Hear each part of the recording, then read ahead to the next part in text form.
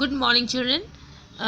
Today I am going to starting a new story. This story is in your annual portion also. So and topic is your बड़े घर की बेटी. ठीक है, आज हम बड़े घर की बेटी पढ़ेंगे.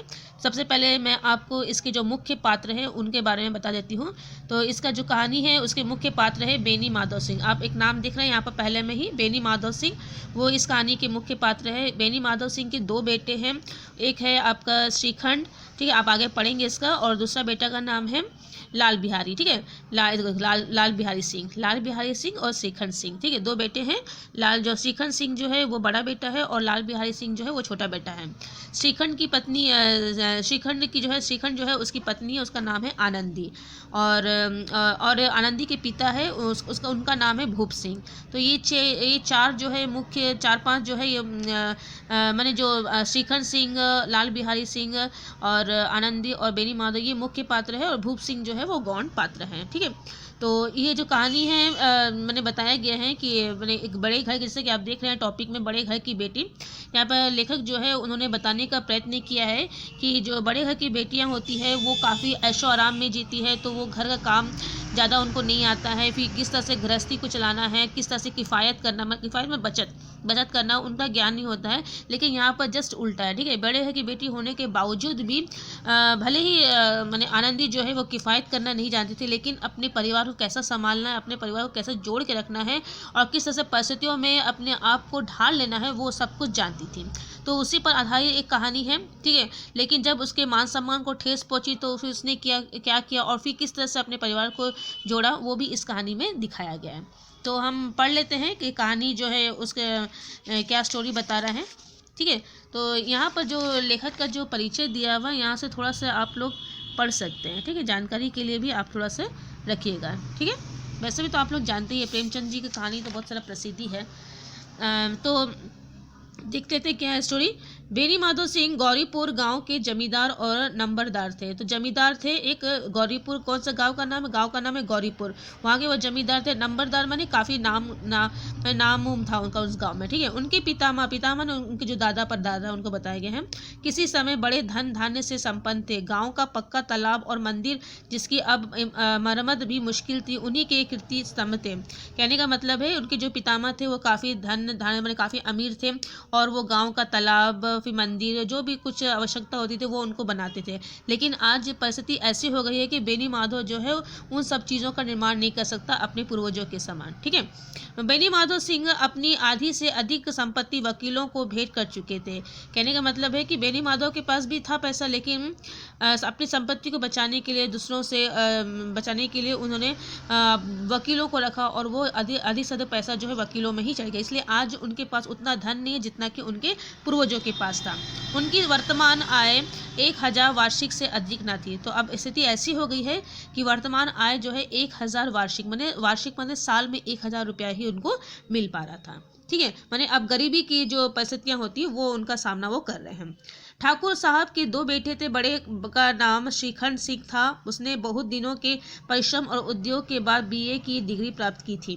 तो दो बेटे हैं. जो बड़े बेटा है श्रीखंड, उसने बहुत परिश्रम किया और बहुत मुश्किल से जो है उसने बीए की डिग्री प्राप्त की. ठीक है, अब एक दफ्तर में नौकर था, माने एक दफ्तर में वो काम कर रहा है. नौकर मतलब सर्वेंट नहीं है, जैसे हम लोग कर्मचारी जिसको बोलते हैं उसको बोला गया. छोटा लड़का लाल बिहारी सिंह दोहरे बदन का सजीला जवान था, माने हट्टा कट्टा था. भरा हुआ मुखड़ा, चौड़ी छाती, भैंस का 2 सेर ताज़ा दूध वह सवेरे उठकर पी जाता था. माने उसने पढ़ाई लिखाई पर ज़्यादा ध्यान नहीं दिया, अपनी बॉडी बिल्डिंग पर ही ज़्यादा ध्यान दिया है.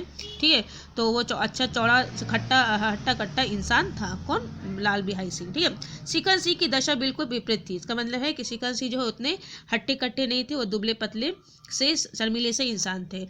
वह नेत्र प्रिय गुणों को बीए इन्हीं 2 अक्षरों का पर निछावर कर दिया था. नेत्र प्रिय मतलब होता जो उनकी आंखें थी.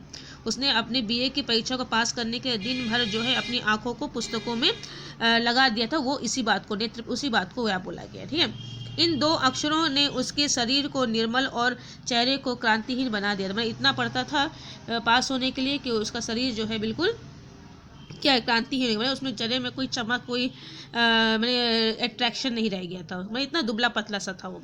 ठीक है, कौन? श्रीखंड। श्रीखंड इस अंग्रेजी डिग्री के अधिपति होने पर भी पाश्चात्य सामाजिक प्रथाओं के विशेष प्रेमी न थे। देखो, कहने का मतलब है कि उन्होंने अंग्रेजी शिक्षा प्राप्त की थी, इंग्लिश मीडियम में ही वो पढ़े थे, क्योंकि उस समय इंग्लिश मीडियम चलता था, तो इंग्लिश मीडियम में पढ़े थे, लेकिन फिर भी जो वेस्टर्न एजुकेशन है वो उसको उतना मान्यता नहीं देता था, वो अपनी परंपरा, अपनी भारतीय संस्कृति को ही मान्यता देता था, बल्कि वे बहुत बड़े जोर से उसकी निंदा और तिरस्कार किया करते। किसका? वेस्टर्न एजुकेशन का। भले ही वेस्टर्न एजुकेशन लिया था, लेकिन उनको वो उसकी निंदा करते थे। दशहरे के दिनों में वे बड़े उत्साह से रामलीला में सम्मिलित होते थे। ठीक है, और स्वयं किसी न किसी पात्र का अभिनय करते थे। अब उनकी एक हॉबी थी कि वो रामलीला कराते थे, और किसी न को रामलीला करते थे, और उसमें कोई ना कोई भूमिका जो है, उस नाटक में जो है कोई ना कोई भूमिका निभाते भी थे। प्राचीन सभ्यता का गुणगान उनकी प्रकृति का प्रधान अंग था, माने प्राचीन अपने पूर्वजों के, अपनी जो सभ्यता है, संस्कृति है, उसका गुणगान करना जो है उनको बहुत ही अच्छा लगता था। कहने का मतलब है वो भारतीय संस्कृति के पक्षधर थे। ठीक है, सम्मिलित कुटुंब के तो वे एकमात्र उपासक थे। सम्मिलित मतलब जॉइंट फैमिली, और वो हमेशा लोगों के सामने जो है जॉइंट फैमिली की प्रशंसा करते थे। वही एक ऐसे व्यक्ति थे जो जॉइंट फैमिली को जो है सपोर्ट करते थे। आजकल स्त्रियों को कुटुंब में मिलजुल कर रहने की जो अरुचि होती है, उसे वह जाति और देश दोनों के लिए हानिकारक मानते थे। लेकिन जब भी श्रीखंड किसी से मिलते थे तो लोग उनको बोलते थे कि जॉइंट फैमिली ठीक नहीं है, इतना किटकिट होता है घर में, लड़ाई झगड़ा होते से अकेले रहना ही अच्छा है। लेकिन श्रीखंड ने हमेशा ही जॉइंट फैमिली को ही उचित माना है। तो जब भी वो महिलाओं के मुंह से सुनते थे तो वो सुनते थे कि वो जॉइंट फैमिली में रहना नहीं चाहती हैं। यही कारण था कि गांव की ललनाएं माने युवतियाँ उनकी निंदक थी, इसलिए गांव की जो लड़कियां थी वो मैंने श्रीखंड जी को मैंने ज़्यादा नहीं मानती थी कि वो बोले तो मैंने स्त्रियों को ही परिवार का दुश्मन मानते हैं, ऐसा के कोई तो उन्हें अपना शत्रु समझने में भी संकोच न करती थी। स्वयं उनकी पत्नी को इस विषय में उनसे विरोध था।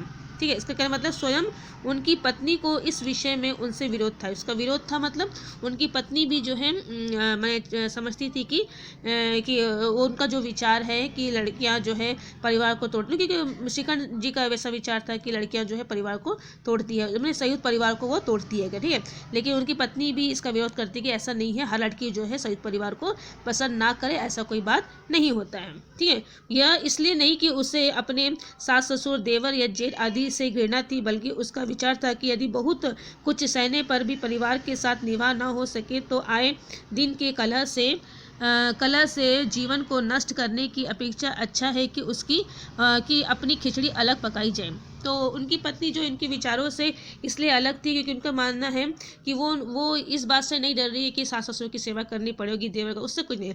बात यहाँ पर ये थी कि यदि परिवार में लोग रहते हैं, आपस में मिलकर प्रेम से रहते हैं, एक दूसरे का आदर सम्मान करते हैं, तब अच्छा है संयुक्त परिवार। लेकिन वहीं पर लोग जो एक दूसरे का अपमान कर रहे हैं, झगड़ा झूड़ी हो रहा है, तो उससे अच्छा है कि हम एकल परिवार में ही रहें। ठीक है, तो ये जो आनंदी का जो विचार है बिल्कुल सही था।